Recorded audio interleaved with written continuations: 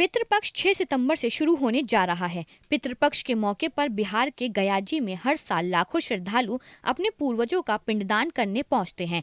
माना जाता है कि यह पिंडदान करने से पितरों की आत्मा को मोक्ष मिलता है। लेकिन इस बार आस्था और व्यवस्था आमने सामने खड़ी हो गई है। बिहार सरकार की नई डिजिटल योजना ने पितृपक्ष से पहले ही विवाद खड़ा कर दिया है। बिहार पर्यटन विभाग ने पिंडदान के लिए ऑनलाइन बुकिंग पोर्टल लॉन्च किया है।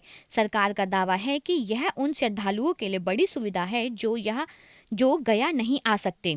स्कीम के तहत 23,000 रुपए का एक मुफ्त पैकेज रखा गया है। इस राशि पर गया के पुजारी श्रद्धालुओं की गैर मौजूदगी में पूरे विधि विधान से पिंडदान करेंगे।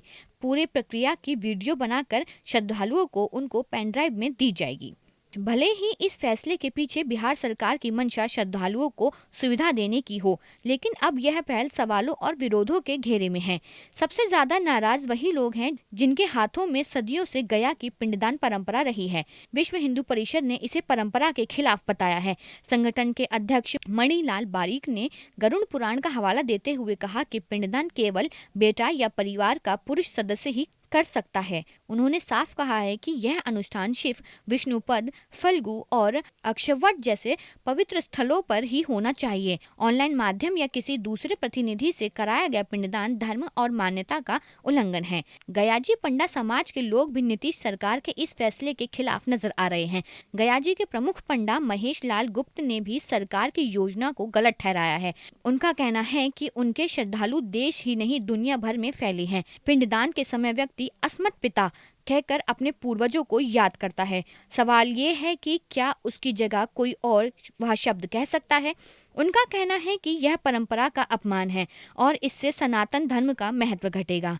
उन्होंने सरकार से अपील की है कि यह योजना तुरंत वापस ली जाए, क्योंकि धर्म और आस्था का व्यापार नहीं किया जा सकता। बढ़ते विवाद के बीच बिहार सरकार भी सफाई देने पर मजबूर हो गई है।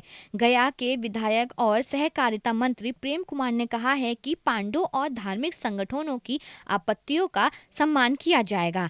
उन्होंने भरोसा दिया है कि मामले की उच्च स्तर पर समीक्षा होगी और किसी की धार्मिक भावना को ठेस नहीं पहुंचेगी। गया के पितृपक्ष की परंपरा हजारों साल पुरानी है। यहाँ हर साल देश विदेश से लाखों श्रद्धालु आते हैं, लेकिन इस बार डिजिटल युग की नई शुरुआत आस्था की कसौटी पर भारी विवाद में फंस गई है। इधर बिहार सरकार का तर्क है कि डिजिटल पिंडदान से दूर दराज के श्रद्धालु जुड़े रहेंगे, लेकिन धर्म गुरुओं का कहना है कि परंपरा और शास्त्र सुविधा से नहीं चलते, वे श्रद्धा और आस्था से चलते हैं। अब सबसे बड़ा सवाल यही है कि क्या बिहार सरकार यह नई योजना श्रद्धालुओं की सहूलियत बन पाएगी या फिर विरोध और परंपरा की ताकत के आगे अड़ जाएगी। पितृपक्ष शुरू होने से पहले ही गयाजी में तकनीक बनाम परंपरा के टकराव का एक नया धर्म संकट शुरू हो गया है। Bureau report, news state.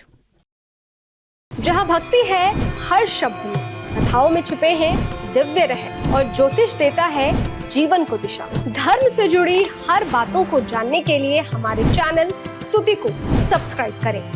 Channel पर जाने के लिए इस लिंक पर क्लिक करें।